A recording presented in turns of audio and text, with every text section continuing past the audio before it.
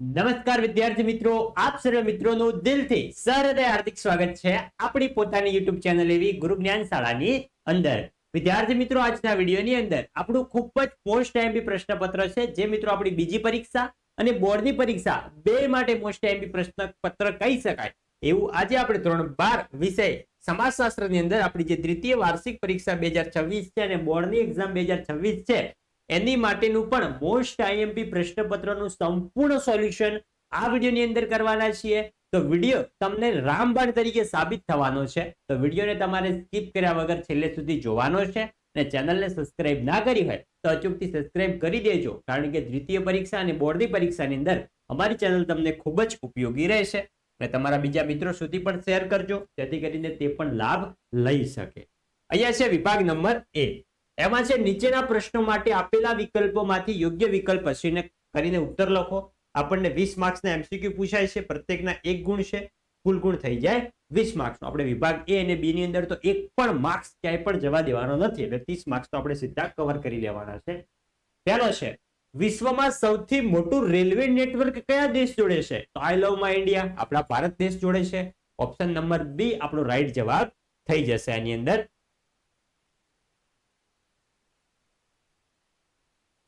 Next આગળ વધીએ. આગળ છે બીજો કે ભારતમાં 2011 ની વસ્તી ગણતરી મુજબ ગુજરાતમાં સરેરાશ લિંગ પ્રમાણ કેટલું હતું? તો આપણા ગુજરાતમાં સરેરાશ લિંગ પ્રમાણ 918 હતું. તમારે 9 યાદ રાખવાના અને 9 ના ડબલ 18 એવી રીતે યાદ રાખી શકો. આગળ છે ત્રીજો કે ભારતીય સંસ્કૃતિની વિશેષતા શું છે? તો ભારતીય સંસ્કૃતિની વિશેષતા આપણે છેક ધોરણ 6 થી ભણતા આવ્યા છીએ, વિવિધતામાં એકતા. આગળ છે ચોથો કે બૌદ્ધ ધર્મનું ધાર્મિક પુસ્તક કયું છે? બૌદ્ધ ધર્મનું ધાર્મિક પુસ્તક છે ત્રિપિટક નામનો ગ્રંથ. અને વિદ્યાર્થી મિત્રો, આ જે MCQ છે તમને એક વાક્યની અંદર વિભાગ B ની અંદર પૂછાય તો પણ આપણને આવડવા જોઈએ. નેક્સ્ટ પાંચમો જોઈએ કે અનુસૂચિત જાતિઓની સૌથી ઓછી વસ્તી કયા રાજ્યમાં છે? તો અનુસૂચિત જાતિઓની સૌથી ઓછી વસ્તી એ આપણા ભારત દેશના મિઝોરમ રાજ્યની અંદર છે. અને વિદ્યાર્થી મિત્રો, ધોરણ 12 ના દ્વિતીય પરીક્ષાના તમામે તમામ પ્રશ્નપત્રો જે આઈએમપી પ્રશ્નપત્રો છે એની લિંક નીચે વિડીયોના ડિસ્ક્રિપ્શન બોક્સમાં તમને પ્લેલિસ્ટ આપેલું છે, ત્યાં તમે જોઈ શકો છો. અને સમાજશાસ્ત્રના બીજા પ્રશ્નપત્રની લિંક પણ આપેલી છે, તો ત્યાં જઈને તમે તમામે તમામ વિડીયોઝ જોઈ શકો છો. અને બધા જ વિડીયો ઉપયોગી માહિતી, બોર્ડની પરીક્ષાની પણ માહિતી, બોર્ડના પરીક્ષાના આઈએમપી પ્રશ્નો, આઈએમપી પ્રશ્નપત્રો બધું જ તમને આપણા વોટ્સઅપ ગ્રુપની અંદર જોવા મળી જશે. જે વોટ્સઅપ ગ્રુપની લિંક વિડીયોના ડિસ્ક્રિપ્શન બોક્સમાં આપેલ છે, તો જોડાવાનું ભૂલતા નહીં. છઠ્ઠો, અનુસૂચિત જાતિનું સૌથી વધુ પ્રમાણ કયા રાજ્યમાં છે? તો આપણા પંજાબ રાજ્યની અંદર. આગળ છે સાતમો કે ઈસવીસન 2011 ની વસ્તી ગણતરી પ્રમાણે ભારતમાં લિંગ પ્રમાણ કેટલું હતું? જે આગળ જોયું એ હતું ગુજરાતનું. ભારતમાં કેટલું હતું? ભારતમાં હતું 940. આગળ છે આઠમો કે સાયકલ સહાય યોજનાનો લાભ કોને આપવામાં આવે છે? જે તમારા સ્કૂલની અંદર ધોરણ 9 માં જે કન્યાઓ છે એમને સાયકલ આપવામાં આવી હશે, તો મિત્રો કોને આપવામાં આવે છે? છોકરીઓને, કન્યાઓને. આગળ છે નવમો કે સામાજિક પરિવર્તન એટલે શું? સામાજિક પરિવર્તન એટલે શું? સામાજિક પરિવર્તન એટલે કે રચના તંત્રમાં ફેરફાર. જોઈ શકો છો તમે, જવાબ તમને આપેલ છે. આગળ વધીએ. 10મો કે પશ્ચિમની વિચારસરણીમાં કયા તત્વોનો ભારતમાં પ્રવેશ થયો? તેમાં શું આવશે? આપેલ તમામ, એટલે કે બિનસાંપ્રદાયિકતા, માનવતાવાદ અને સમાનતાવાદ. આગળ છે 11મો કે ફિલ્મ જગતનો પ્રતિષ્ઠિત એવોર્ડ કોના નામે આપવામાં આવે છે? જે આપણી મૂવી ઇન્ડસ્ટ્રી છે એનો પ્રતિષ્ઠિત એવોર્ડ કોના નામે છે? તો દાદા સાહેબ ફાળકેના નામે. ઓપ્શન નંબર A આપણો કરેક્ટ આન્સર થઈ જશે. આગળ વધીએ. આગળ છે 12મો કે ભારતમાં ટેલિવિઝનનો પ્રારંભ ક્યારે થયો? ભારતમાં ટીવી નો પ્રારંભ ક્યારે થયો હતો? તો આવશે ઈસવીસન 1959 ની અંદર થયો હતો. આગળ જઈએ. 13મો કે બ્રહ્મ સમાજની સ્થાપના કોને કરી હતી? આ મિત્રો અતિ મહત્વનો પ્રશ્ન છે, કાં તો દ્વિતીય પરીક્ષામાં કાં તો બોર્ડની પરીક્ષામાં પૂછાણો જ છે, તો આવશે રાજા રામમોહન રાયે. અને વિદ્યાર્થી મિત્રો, આ પ્રશ્નપત્ર દ્વિતીય પરીક્ષા માટે તો ઉપયોગી છે જ, પરંતુ બોર્ડની પરીક્ષા માટે એનાથી પણ વધારે મહત્વનું છે. તો આપણે બોર્ડની પરીક્ષામાં પહેલા પણ આ એક વિડીયો એકવાર ધ્યાનથી જોઈ લેવાનો છે. આગળ 14મો કે નર્મદા બંધ વિરોધી આંદોલન કયા પ્રકારનું આંદોલન છે? તેમાં શું આવશે? ઓપ્શન નંબર C પ્રતિરોધાત્મક સામાજિક આંદોલન છે. આગળ વધીએ.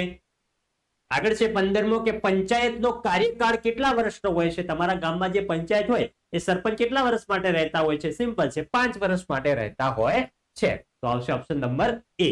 આગળ છે 16મો કે 73મો બંધારણીય સુધારો ક્યારે અમલમાં આવ્યો? તો 73મો બંધારણીય સુધારો છે મિત્રો 24 એપ્રિલ 1993 ના રોજ અમલમાં આવેલો છે. આ પ્રશ્ન તમને એક વાક્યમાં પૂછાય તો પણ તમને મિત્રો આવડવા જોઈએ. આગળ વધીએ. 17મો બોસ્ટન શાળાની સ્થાપના ક્યારે થઈ હતી? તો બોસ્ટન શાળાની સ્થાપના ઈસવીસન 1902 માં થઈ હતી. ક્યારે થઈ હતી? ઈસવીસન 1902 ની અંદર. નેક્સ્ટ આગળ જઈએ.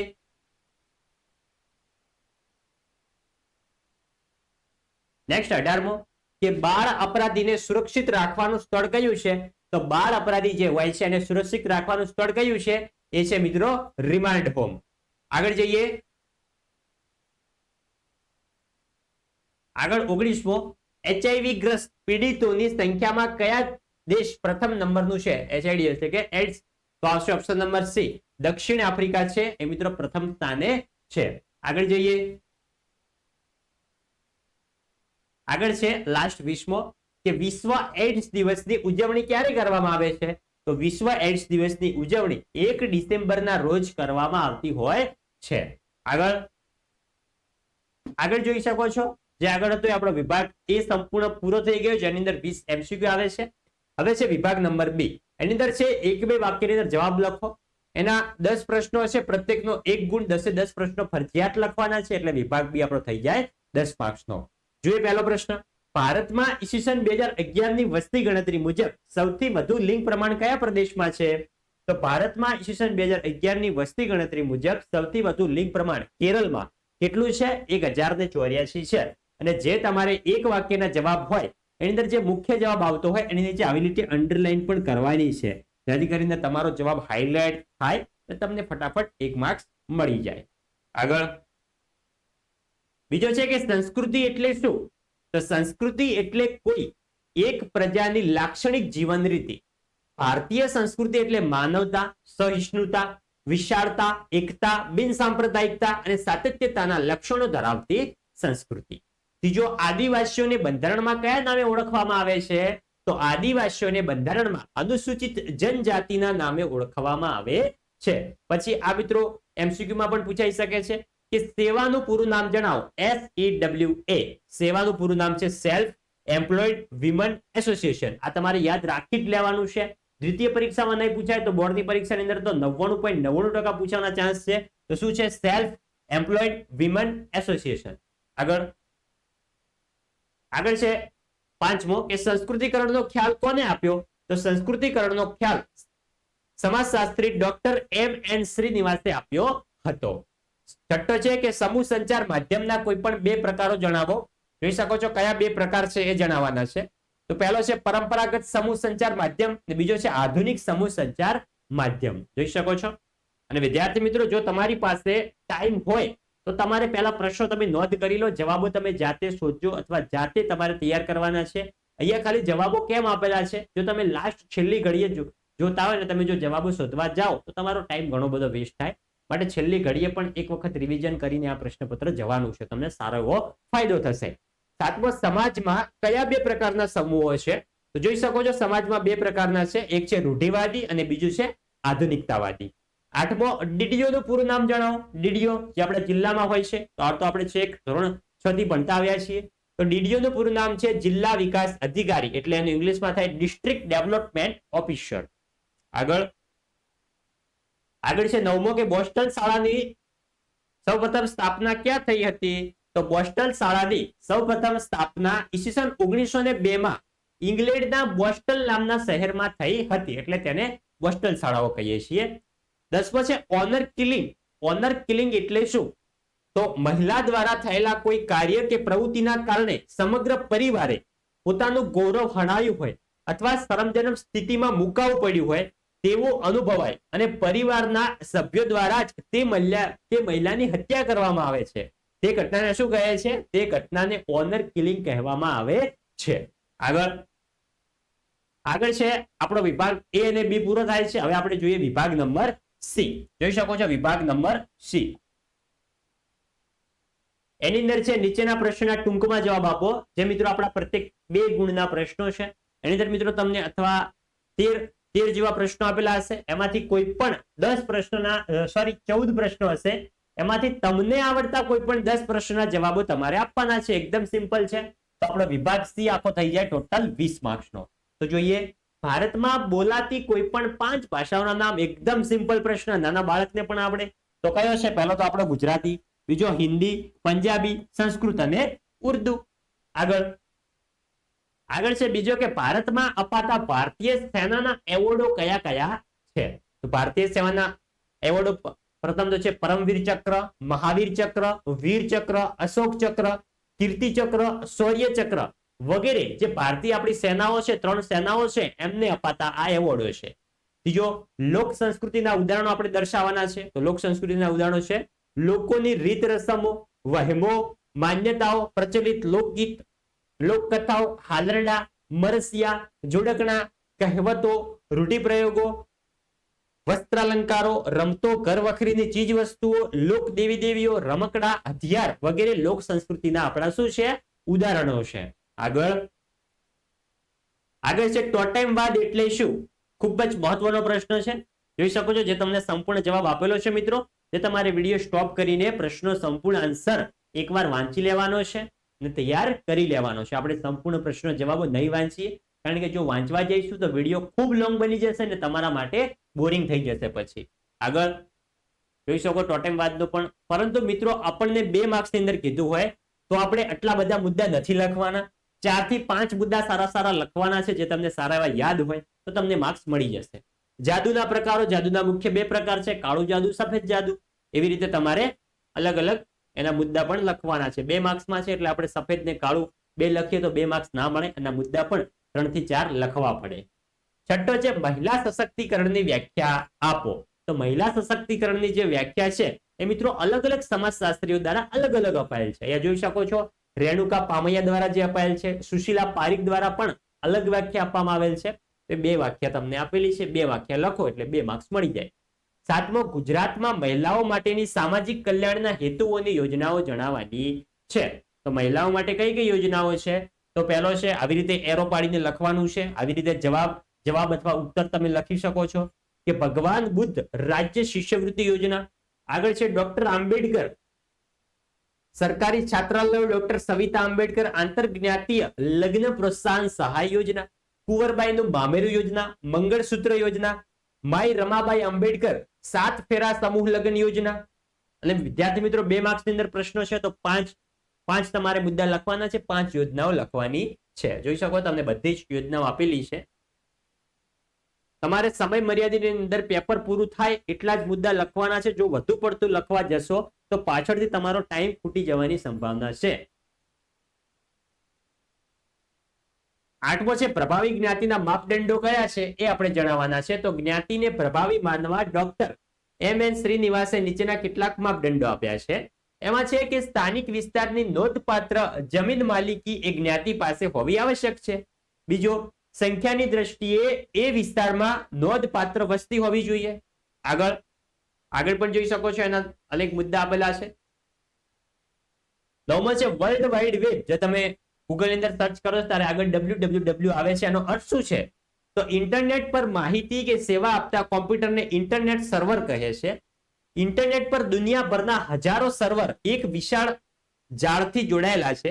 આ રચનાને વર્લ્ડ વાઇડ વેબ એટલે કે www કહે છે. આગળ 10મો છે કે સામાજિક આંદોલનોની અસરો જણાવવાની છે. તો જોઈ શકો છો સામાજિક આંદોલનોની અસરો જે તમને આપેલી છે. પહેલો છે સામાજિક આંદોલન પરિવર્તનની પ્રક્રિયાને ઝડપી બનાવે છે. સામાજિક આંદોલનથી લોકોમાં સભાનતા આવે છે. સામાજિક આંદોલનના કારણે નવી નેતાગીરી ઊભી થાય છે. આગળ જોઈ શકો છો 4, 5, 6 તમને આપેલા છે. 11મો છે પંચાયતી રાજની વ્યાખ્યા આપો. તો આ પંચાયતી રાજની વ્યાખ્યા સંપૂર્ણ જવાબ તમને આપેલ છે. જોઈ શકો છો સંપૂર્ણ વિડીયો સ્ટોપ કરીને લખી લેવાનો છે. મોટા પ્રશ્નના જવાબો તો આપણે જાતે શોધીને લખશું તો આપણને સારા યાદ રહેશે. અહીંયા જવાબો ખાલી તમને લાસ્ટ વાર તમે રિવિઝન કરતા હોય એના માટે આપેલા છે. 12મો સમાજ વિરોધી વર્તન કોને કહેવાય એના વિશે તમારે જણાવવાનું છે. જોઈ શકો છો એનો પણ તમને અહીંયા મિત્રો આન્સર આપી દીધેલ છે. આગળ છે 13મો કે પ્રોબેશન એટલે શું, અથવા એવું પૂછાય કે પ્રોબેશનના મુખ્ય હેતુઓ જણાવો. તો જોઈ શકો છો એનો જવાબ તમને આપેલો છે અહીંયા. 14મો એઇડ્સ કેવી રીતે ફેલાય છે, એઇડ્સ નો કેવી રીતે ફેલાવો થાય છે એના વિશે આપણે માહિતી જણાવવાની છે. તો જોઈ શકો છો એની પણ માહિતી આપેલ છે. અને વિદ્યાર્થી મિત્રો બોર્ડની પરીક્ષામાં જો તમારે 90+95+ લાવવા છે, તમારી પાસે ટાઈમ હોય તો પાઠ્યપુસ્તકના તમામે તમામ ચેપ્ટર એકવાર ધ્યાનથી શાંતિથી શાંત દિમાગથી વાંચી જાઓ, તમને ખાસો એવો ફાયદો થઈ જશે. જોઈ શકો છો જવાબ તમને આપેલા છે જાતીય સંબંધ દ્વારા, લોહી દ્વારા, માતા દ્વારા અને જંતુયુક્ત સ્વાદુલો દ્વારા. આગળ છે, આગળ અહીંયા સુધી જોયો એ તો આપણો વિભાગ નંબર C, અને અતિ મહત્વનો વિભાગ જે થઈ જાય છે એ છે આપણો વિભાગ નંબર D, જેની અંદર 3 ગુણના પ્રશ્નો છે. આની અંદર પણ ટોટલ 14 પ્રશ્નો આપેલા હશે. 14 માંથી આપણને આવડતા 10 પ્રશ્નો આપણે લખવાના છે. પરંતુ અહીંયા એવું નથી કે 14 પ્રશ્નો 14 માંથી 10 છે તો આપણે 10 જ પ્રશ્નો તૈયાર કરીએ. અહીંયા આપણે 14 તૈયાર કરવાના છે. પરીક્ષાની અંદર કોઈ પણ પૂછાય તો આપણે આસાનીથી લખી શકીએ. પ્રત્યેકનો 3 ગુણ છે એટલે 10 પ્રશ્નો લખવાના, 3 ગુણ છે, 10 × 3 કુલ ગુણ થઈ જાય 30 માર્ક્સ. તો જોઈએ આપણે પ્રશ્નો અને જવાબો. પહેલો છે ભારતની સાંસ્કૃતિક વિવિધતા આપણે સમજાવવાની છે. જોઈ શકો છો ભારતની સાંસ્કૃતિક વિવિધતા પણ તમને મુદ્દાસર નોંધ લખેલી છે સંપૂર્ણ.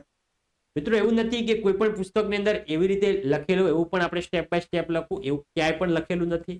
આપણે આપણા શબ્દની અંદર આપણે જેટલું સમજાવી શકતા હોય એટલું લખવાનું છે. અહીંયા પહેલો ટોપિક છે ઉત્સવ. તો ઉત્સવ વિશે માહિતી આપેલી છે. આગળ બીજો છે ભાષા. તો આપણા ભાષા ભારત દેશની અંદર બંધારણીય માન્ય ભાષાઓ કેટલી છે? ટોટલ 22 છે. 22 ભાષાઓ અહીંયા દર્શાવેલી છે, તમને જોઈ શકો છો. અસમિયા, બંગાળી, ગુજરાતી, હિન્દી, કન્નડ, કાશ્મીરી, મલયાલમ, મરાઠી, ઓડિશા, પંજાબી, સંસ્કૃત, તમિલ, તેલુગુ, ઉર્દુ, સિંધી, કોંકણી, મણિપુરી, નેપાલી, મૈથલી, બોડો, સંથાલી ને ડોગરી. નેક્સ્ટ આગળ જઈએ. આગળ પણ તમે જોઈ શકો જવાબ તમને આપેલો છે સંપૂર્ણ. ત્રીજો છે પોશાક. તો પોશાક વિશે માહિતી આપેલી છે. જેવી રીતે આપણે વિસ્તાર બદલાય, બોલી બદલાય, પોશાક બદલાય, વૃક્ષો બદલાય, આપણા ભારત દેશની અંદર વિવિધતામાં એકતા ધરાવતો દેશ છે. તો છે ખોરાક વિશે પણ માહિતી આપેલી છે. જોઈ શકો તમે અલગ અલગ 3 માર્ક્સનો પ્રશ્ન છે. તો મિત્રો એના સમય મર્યાદામાં જ લખવાનો છે તમારે, પણ વાંચી બધું જ લેવાનું છે. આપણે વાંચવાનું છે બધું જ, વાંચવાનું સ્કીપ નથી કરવાનું. 5મો જીવન નિર્વાહની રીતો. તો જીવન નિર્વાહની રીતો પણ અહીંયા તમને વર્ણવેલ છે. આગળ જોઈએ. આગળ છે બીજો કે ભારતના નાગરિકોની કઈ ફરજોમાં રાષ્ટ્રીય એકતા નિદર્શિત થાય છે, અથવા ટૂંક નોટ લખો ભારતના નાગરિકોની ફરજો. તો ભારતના નાગરિકોની જે ફરજો છે એના વિશે આપણે જણાવવાની છે. જોઈ શકો છો એનો પણ જવાબ તમને આપી દીધેલ છે અહીંયા સંપૂર્ણ. જે છે કે જૈન સમુદાયની સમજૂતી આપશે નહીં પણ આપો. જૈન સમુદાય જે છે એના વિશે આપણે સમજૂતી આપવાની છે. તો જૈન ધર્મ પ્રાચીન ભારતનો ધર્મ છે. ભારતની કુલ વસ્તીના જો ખાલી કેટલો છે 0.37% જૈનો છે. તેઓ મુખ્યત્વે ગુજરાત, રાજસ્થાન અને મહારાષ્ટ્રમાં વસવાટ કરે છે. અને એના વિશે મિત્રો અલગ અલગ માહિતી આપેલી છે. જૈન સમુદાયમાં 2 વિભાગ પડે છે, શ્વેતાંબર અને દિગંબર. આગળ પણ જોઈ શકો છો એમના વિશે સંપૂર્ણ માહિતી આપેલ છે. 3 માર્ક્સનો પ્રશ્ન છે. તો આપણે 6 થી 7 મુદ્દાઓ લખવાના છે સારા. આગળ. અને વિદ્યાર્થી મિત્રો પરીક્ષાની અંદર તમારે બ્લેક બોલપેનનો એરો પાડવા યુઝ કરવાનો છે. એરો પાડીને લખશો મસ્ત તો મિત્રો તમારું પ્રશ્નપત્ર એકદમ સરસ લાગશે અને તમને સારા એવા માર્ક્સ મળશે. આગળ ચોથો છે પછાતપણાના મુખ્ય માપદંડો જણાવવાના છે. તો જોઈ શકો છો 3 માપદંડો છે. પહેલો છે સામાજિક માપદંડ, બીજો છે શૈક્ષણિક માપદંડ અને ત્રીજો છે આર્થિક માપદંડ. તેની પણ વિગતે માહિતી છે. પહેલો સામાજિક માપદંડ, તો એના વિશે તમને માહિતી આપેલ છે, જોઈ શકો છો. નેક્સ્ટ આગળ જઈએ. આગળ છે શૈક્ષણિક માપદંડ, એના વિશે માહિતી તમને આપેલ છે સંપૂર્ણ. આગળ બીજો છે આર્થિક માપદંડ. આર્થિક માપદંડ વિશે પણ સંપૂર્ણ માહિતી આપેલ છે, જોઈ શકો છો તમે. આપણે ફટાફટ વિડીયોને લઈએ છીએ. તમારે વિડીયો સ્ટોપ કરીને પ્રશ્નના જવાબો વાંચતા જવાનું છે. અને હું તો કહું છું તમારા માટે સારામાં સારું રહેશે પ્રશ્નોની નોંધ કરી લો, જવાબો જાતે તૈયાર કરજો પાઠ્યપુસ્તકનો સહારો લઈ. 5મો અનુસૂચિત જાતિની બંધારણીય જોગવાઈઓ જણાવો. જોઈ શકો છો અનુસૂચિત જાતિની બંધારણીય જોગવાઈઓ અહીંયા વર્ણવેલી છે. 6થો છે અનુસૂચિત જાતિની બંધારણીય જોગવાઈઓ, એનો એ જ પ્રશ્ન રિપીટ થયો છે, સોરી.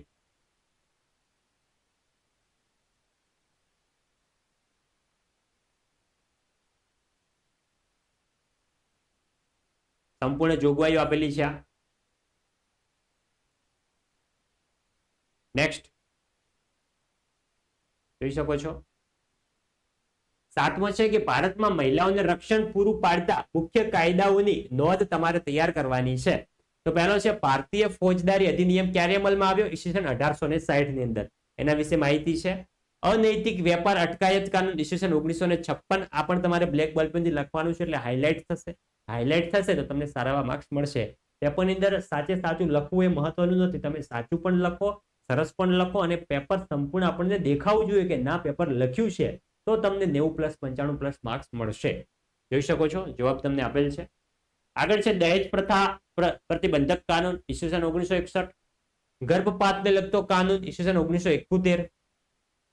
વિપક્ષ પ્રદર્શન પર પ્રતિબંધ મૂકતો કાનૂન ઈસવીસન 1986. આગળ સતી પ્રતિબંધક કાનૂન ઈસવીસન 1987 માં આવ્યો. 7મો કૌટુંબિક હિંસા નિવારણ કાનૂન ઈસવીસન 2005 માં આવ્યો. કામના સ્થળે મહિલાઓની જાતીય સતામણી અટકાવતી કાનૂન ઈસવીસન 2013 માં આવ્યો. અને અતિ મોસ્ટ એમ્પી પ્રશ્ન કહી શકાય કે મહિલા સશક્તિકરણના લક્ષણો આપણે જણાવવાના છે. જોઈ શકો છો તમામ મુદ્દા લખીને તમને આપેલ છે. મહિલા સશક્તિકરણના 3 માર્ક્સનો છે એટલે આપણે 6 થી 7 મુદ્દા લખવાના છે. આગળ 7 થી 8 લખશો તો વેરી બેટર. 9મો છે ઉદારીકરણના લાભ જણાવો. આ પણ મિત્રો અતિ મહત્વનો પ્રશ્ન થઈ જાય છે. ઉદારીકરણ એટલે શું અને ઉદારીકરણના લાભ જણાવો. તો અહીંયા ઉદારીકરણના લાભ આપેલા છે કે આર્થિક સુધારણાની નીતિ ભારતમાં વિદેશી મૂડી રોકાણ વધ્યું. પછી કેટલીક બહુરાષ્ટ્રીય કંપનીઓએ ભારતીય કંપનીઓ સાથે ભાગીદારી કરતા અદ્યતન ટેકનોલોજી પૂરતા પ્રમાણમાં મળી, જેના કારણે ઉત્પાદન ક્રિયામાં તેને ઉપયોગમાં વધારો થયો. જોઈ શકો છો એની પણ તમને અહીંયા માહિતી આપી દીધેલ છે મિત્રો. સંપૂર્ણ જવાબો સહિત પ્રશ્નોના જવાબો આપેલ છે તમને. આગળ 10મો છે કોમ્પ્યુટર વિશે ટૂંકમાં પરિચય આપો. સિમ્પલ કોમ્પ્યુટર વિશે પરિચય લખવાનો છે. જોઈ શકો છો એની પણ તમને મુદ્દા વાઇઝ જવાબ આપી દીધેલ છે અહીંયા સંપૂર્ણ. 11મો સ્વચ્છતા અભિયાન વિશે સમજાવો. આ પણ પ્રશ્ન પૂછાઈ શકે છે. સ્વચ્છતા અભિયાન વિશે એકદમ સિમ્પલ છે આપણું સમાજશાસ્ત્ર વિશે. અને સમાજશાસ્ત્ર વિષયની અંદર બોર્ડની પરીક્ષામાં સારા એવા માર્ક્સ લાવવા માટે અમારી ચેનલ સાથે જોડાયેલા રહેજો. સબસ્ક્રાઇબ ના કરી હોય અચૂકથી સબસ્ક્રાઇબ કરી દેજો મિત્રો. જોઈ શકો છો સંપૂર્ણ જવાબ તમને આપી દીધેલ છે. તમારે એટલો બધો નથી લખવાનો, પણ સમય મર્યાદાની અંદર જેટલા મુદ્દા લખાઈ શકે એટલા લખવાના છે. આગળ નેક્સ્ટ 12મો ગ્રામ પંચાયતના કાર્યો. સિમ્પલ છે. આપણા ગ્રામ પંચાયતમાં ગ્રામ પંચાયત શું કાર્ય કરે છે? તો નાગરિક કાર્યો કરે છે. વિકાસાત્મક કાર્યો. તો નાગરિકના કાર્યો શું શું કરે છે એ જણાવવાનું છે. જોઈ શકો છો. આગળ છે વિકાસના કાર્યો. તો વિકાસના કાર્યો શું શું કરે છે એ આપણે જણાવવાનું છે. જોઈ શકો છો એની પણ તમને અહીંયા સંપૂર્ણ નોંધ લખીને આપેલ છે. નેક્સ્ટ આગળ જઈએ. આગળ છે ટૂંક નોંધ લખવાની છે. પ્રોબેશન. આ પણ પરીક્ષાની અંદર ખાસી વખત પૂછાણો છે. પ્રોબેશન તે જ્યારે કોઈ બાળક પ્રથમ વખત સામાન્ય ગુનાહિત વર્તન કરે ત્યારે તેને સુધાર ગૃહમાં મોકલવાને બદલે પ્રોબેશન પર રાખવામાં આવે છે. અને એના વિશે પણ તમને માહિતી આપેલ છે. જોઈ શકો છો સંપૂર્ણ પ્રોબેશન વિશે પણ. નેક્સ્ટ 14મો સામાજિક ધોરણ ભંગ એટલે શું? સામાજિક ધોરણ ભંગ એટલે શું એના વિશે પણ તમને અહીંયા સંપૂર્ણ મુદ્દા વાઇઝ પ્રશ્ન જવાબ તમને આપી દીધેલ છે. જે તમારે વિડીયો સ્ટોપ કરીને સંપૂર્ણ પ્રશ્ન જવાબ મિત્રો ત્યાંથી વાંચી લેવાનો છે. આગળ જોઈ શકો સંપૂર્ણ નોંધ આપેલી છે તમને. આગળ છે અસમાન જાતિ પ્રમાણની સમસ્યાને અટકાવી શકાય છે એ આપણે સમજાવવાનું છે. 14મો પ્રશ્ન ફરીથી આવ્યો કારણ કે આગળ આપણે જે જનજાતિ વાળો પ્રશ્ન હતો એ ડબલ વાલ લીધો હતો તેના માટે. જોઈ શકો છો એનું પણ અહીંયા સંપૂર્ણ જવાબ તમને આપી દીધેલ છે. પરંતુ આપણે બધા પ્રશ્નો તૈયાર કરવાના છે. જો દ્વિતીય પરીક્ષામાં કામ નહીં લાગે તો બોર્ડની પરીક્ષામાં કામ લાગશે. એકદમ સિમ્પલ છે. જોઈ શકો છો તમને સંપૂર્ણ પ્રશ્ન જવાબ આપી દીધેલ છે. નેક્સ્ટ આગળ જઈએ. આગળ પણ જોઈ શકો તમને મુદ્દાસર નોંધ લખીને આપી છે. જે મિત્રો તમારે સંપૂર્ણ પ્રશ્નો એકવાર વાંચીને સંપૂર્ણ જો યાદ ના રહે તો એકવાર લખીને પણ તૈયાર કરી શકો છો. હજી તમારી જોડે બોર્ડની પરીક્ષા માટે તો ટાઈમ છે જ. વિભાગ નંબર ઈ જોઈએ. એની અંદર આપણા 5 ગુણના પ્રશ્ન છે. સવિસ્તર નોંધ લખવાની છે. એમાં 6 પ્રશ્નો તમને આપેલા છે. એમાંથી કોઈ પણ 4 પ્રશ્નના જવાબો આપણે આપવાના છે. વિભાગ એ આપણો થઈ જશે ટોટલ 20 માર્ક્સનો. અને વિદ્યાર્થી મિત્રો દ્વિતીય પરીક્ષાનું ઓરિજિનલ પ્રશ્નપત્રનું જે તમારા સંકુલનું ઓરિજિનલ પ્રશ્નપત્ર હશે એનું પણ સોલ્યુશન તમને ચેનલ ઉપર મળી જશે. માટે ચેનલને સબસ્ક્રાઇબ કરી દેજો. પહેલો છે ગ્રામ સમુદાયનો અર્થ અને લક્ષણો સમજાવો. તો જોઈ શકો છો એનો સંપૂર્ણ જવાબ તમને આપેલો છે. ગ્રામ સમુદાયનો અર્થ અને તેના લક્ષણો વિશે માહિતી આપેલ છે. આગળ ગ્રામ સમુદાયના લક્ષણો. પહેલો છે પ્રકૃતિમય જીવન.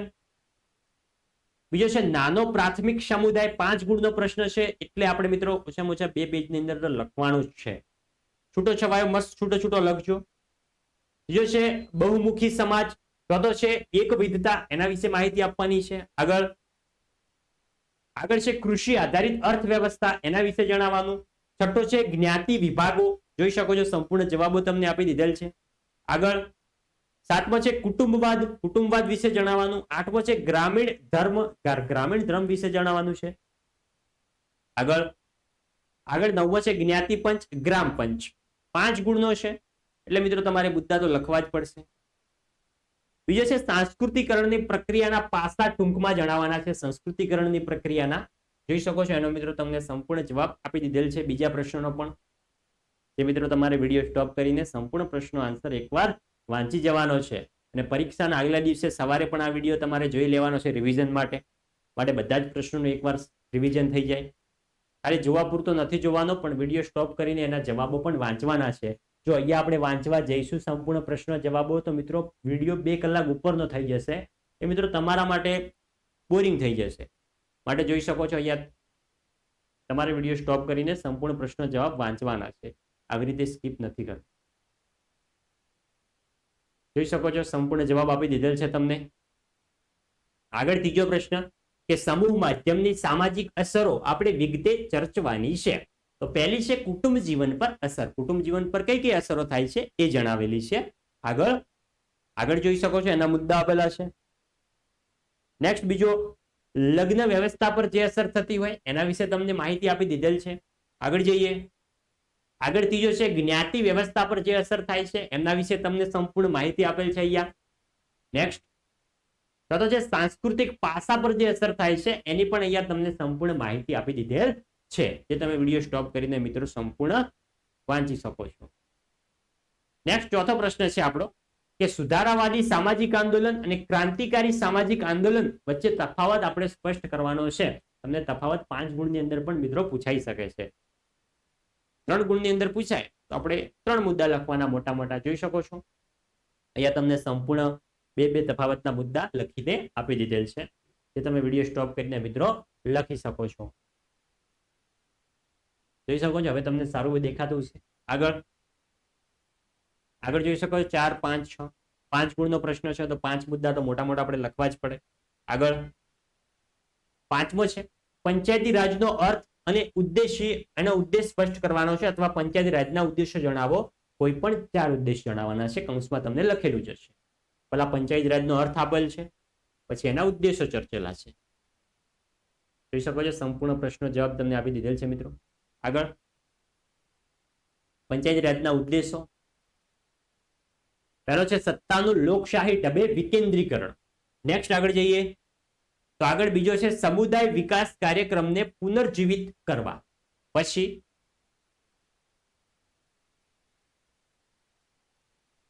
ત્રીજો કે લોકોની ભાગીદારી વધારવી, એને પણ તમને માહિતી આપેલ છે.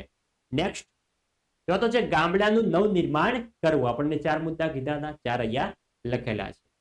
આગળ છઠ્ઠો છે લાસ્ટ પ્રશ્ન કે નશીલા દ્રવ્યોના વ્યસનના કારણો વિગતે સ્પષ્ટ કરવાના છે, અથવા નશીલા દ્રવ્યોના વ્યસનના કોઈ પણ 5 કારણો આપણે સમજાવવાના છે. તેમાં પહેલો છે સામાજિક પરિવર્તન. નેક્સ્ટ જોઈ શકો છો સંપૂર્ણ જવાબ આપેલ છે. આગળ વધીએ. બીજો છે એનોમીની પરિસ્થિતિ. એનોમીની પરિસ્થિતિ એટલે કે સાંસ્કૃતિક ધોરણોમાં ભંગાણ સૂચવતી પરિસ્થિતિ. બીજો છે સામાજિક વિમુખતા. એમના વિશે સંપૂર્ણ માહિતી આપી દીધેલ છે, જોઈ શકો છો તમને. નેક્સ્ટ આગળ વધીએ. ચોથો મિત્ર જૂથ કે સમવયસ્ક જૂથનું દબાણ, એમના વિશે પણ છે. 5મો જિજ્ઞાસા અને અજ્ઞાનતા. આગળ જોઈ શકો છો જવાબ તમને આપી દીધેલ છે. આગળ જઈએ તો વિદ્યાર્થી મિત્રો આ હતું આપણું ધોરણ 12 વિષય સમાજશાસ્ત્ર વિષયની અંદર જે આપણી તૃતીય વાર્ષિક પરીક્ષા છે એનું મોસ્ટ એમપી પ્રશ્નપત્ર નંબર 1 નું સોલ્યુશન. વિદ્યાર્થી મિત્રો વિડીયો તમને સારો લાગ્યો હોય અને ધોરણ 12 ના બીજા વિષયના પણ પ્રશ્નપત્રો મેળવવા માટે ચેનલને સબસ્ક્રાઇબ ના કરી હોય અચૂકથી સબસ્ક્રાઇબ કરી દેજો અને વિડીયોને પણ લાઈક ના કર્યો હોય તો લાઈક કરી દેજો. મળીશું આવનાર વિડીયો સાથે. ત્યાં સુધી આવજો. જય હિન્દ, જય ભારત.